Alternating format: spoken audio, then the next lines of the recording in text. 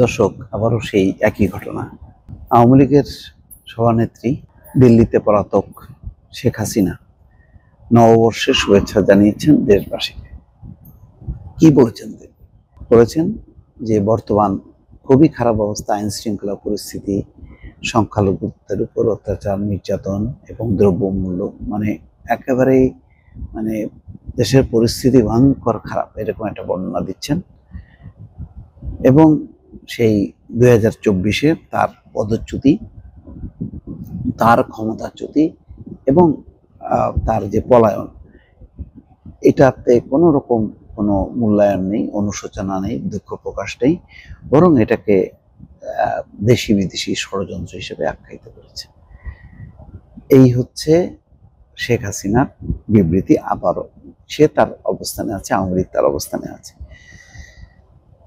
তিনি বলছেন যে, কয়েকটা কথা বলেন যে তিনি আশঙ্কা প্রকাশ করে বলেন, এই প্রত্যাশার সঙ্গে প্রাপ্তির সম্ভাবনা যে ক্ষীণ থেকে ক্ষীণতর হচ্ছে, অর্থাৎ একটা নতুন সম্ভাবনা তৈরি হয়েছিল, কিন্তু সেই প্রত্যাশা সঙ্গে প্রাপ্তির সম্ভাবনা যে ক্ষীণ থেকে ক্ষীণতর হচ্ছে, তা অত্যন্ত বেদনার এবং আমাদেরকে আশাহত করে। 2024 সালের জুলাই মাসে শিক্ষার্থীদের আন্দোলনের আড়ালে দেশি বিদেশি ষড়যন্ত্রের মাধ্যমে সাংবিধানিকভাবে বৈধ সরকারকে হটানোর মধ্য দিয়ে একটি অসাংবিধানিক, অবৈধ এবং অগণতান্ত্রিক গোষ্ঠী রাষ্ট্র ক্ষমতা দখল করে।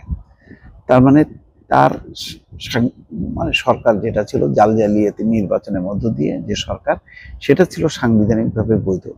আর যারা অভ্যুত্থানের মধ্য দিয়ে ক্ষমতায় আসলো, তারা হচ্ছে অসাংবিধানিক এবং অবৈধ, অগণতান্ত্রিক একটা গোষ্ঠী। এই হচ্ছে শেখ হাসিনার মূল্যায়ন। তারা অবৈধভাবে ক্ষমতা দখলের পর রাষ্ট্রযন্ত্রের খোল নলচে বদলে ফেলে। কি? আওয়ামী লীগের নেতৃত্বে পরিচালিত সরকারের আমলে অর্থনৈতিক এবং আর্থসামাজিক ক্ষেত্রে অভূতপূর্ব অগ্রগতি এবং মানুষের জীবন মানের উন্নয়নে বাংলাদেশ ছিল জগৎ সবাই প্রশংসিত। কে প্রশংসা করছে আল্লাহ জানে। দেশের আইন শৃঙ্খলা পরিস্থিতি ছিল স্থিতিশীল, গুম, খুন, রাহাজানি, বিচার বহির্ভূত হত্যাকাণ্ড, আয়নাঘর স্থিতিশীল ছিল, সাম্প্রদায়িক সম্প্রীতি ছিল। অথচ আজকে এই অবৈধ দখলদার গোষ্ঠী বাংলাদেশের অগ্রযাত্রাকে বিনষ্ট করেছে। আইন শৃঙ্খলা পরিস্থিতি একেবারে তলানিতে। খুন, ছিনতাই, রাহাজানি, ডাকাতি প্রভৃতি নিত্য নৈমিত্তিক ঘটনা। মানুষের জানমালের কোনো নিরাপত্তা নেই। সাম্প্রদায়িক সম্প্রীতি গভীর সংকটে। হাজার হাজার আওয়ামী লীগের নেতা কর্মী ও পুলিশ বাহিনীর সদস্যদের হত্যার পাশাপাশি হিন্দু, বৌদ্ধ, খ্রিস্টান সহ অন্যান্য সম্প্রদায় এবং জাতিগোষ্ঠীর উপর নির্বিচারে আক্রমণ চালিয়ে হত্যাযজ্ঞ চালানো হয়। ওই ভারতের বয়ানটা, শেখ হাসিনার বয়ান হচ্ছে ভারতের বয়ান, যা গণহত্যার সামিল। একের পর এক অপরাধ সংঘটিত হতে থাকলেও অপরাধীদের আইনের আওতায় আনার ক্ষেত্রে সরকারের পক্ষ থেকে কোনো তৎপরতা নেই, বরং এ সকল অপরাধীদের প্রতি পক্ষপাত দুষ্ট থেকে সরকার তাদের দিয়ে মব সন্ত্রাস চালিয়ে আওয়ামী লীগের নেতা কর্মীদের উপর অকথ্য নির্যাতন এবং হামলা চালাচ্ছে। এই হচ্ছে ওনার মূল্যায়ন। আর কি? বাক স্বাধীনতার উন্মুক্ত দ্বারকে চরমভাবে রুদ্ধ করা হয়েছে। কেউ এই ফ্যাসিস্ট ইউনূস সরকারের বিরুদ্ধে সোচ্চার হলে তাকে চরম মূল্য দিতে হচ্ছে। এমনকি তাদের বেঁচে থাকার অধিকারও কেড়ে নেওয়া হচ্ছে। কয়জন রে ভাই, কয়জনকে এরকম গুম, খুন, অত্যাচার করা হচ্ছে? একজন আছে? বাজ বিচারহীনভাবে গণগ্রেপ্তার করা হচ্ছে।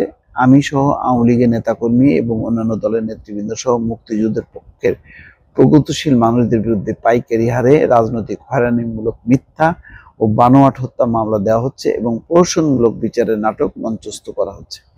যাই হোক দর্শক, এই লম্বা বয়ান শুনে লাভ নেই। আওয়ামী লীগ তার পাল্টাবে না। তার যে লেজ, ওই যে গোটায় গেছে, এটা যতই সোজা করেন না কেন, ওই গোটায় চলে আসবে। তারা তাদের রাজনৈতিক অবস্থান পরিষ্কার। এর বিপরীতে এখন যারা আওয়ামী লীগের ফ্যাসিবাদকে পরাজিত করার জন্য লড়াই করেছে, এখন তাদেরকে সিদ্ধান্ত নিতে হবে যে তারা আগামী বাংলাদেশকে, নতুন বছরে বাংলাদেশকে তারা কিভাবে পরিচালিত করবে। দর্শক ভালো থাকবেন। আল্লাহ হাফিজ।